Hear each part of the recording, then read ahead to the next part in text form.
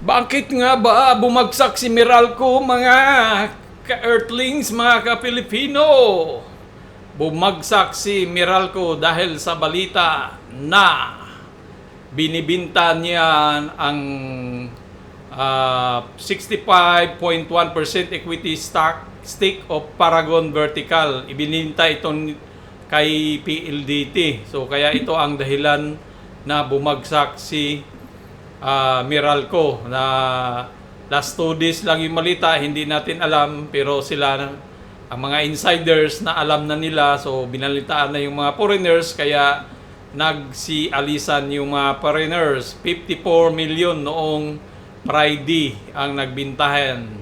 Katulad noong January 24 din naman, meron ding balita na si Meralco ay magbibinta siya doon sa kanyang affiliate na companies ng PLDT ng 34.9%.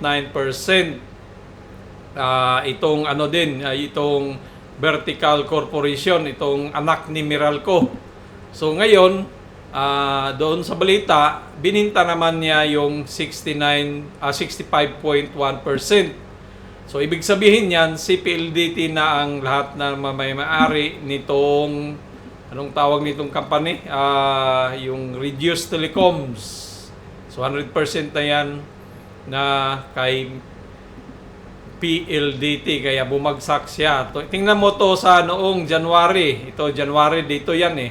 Itong balita na plano nilang bibinta January 24 yan.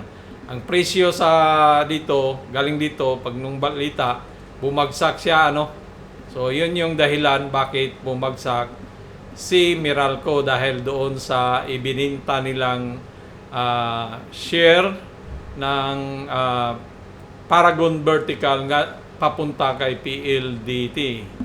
Yan lang po. Maraming salamat. Huwag kalimutan mag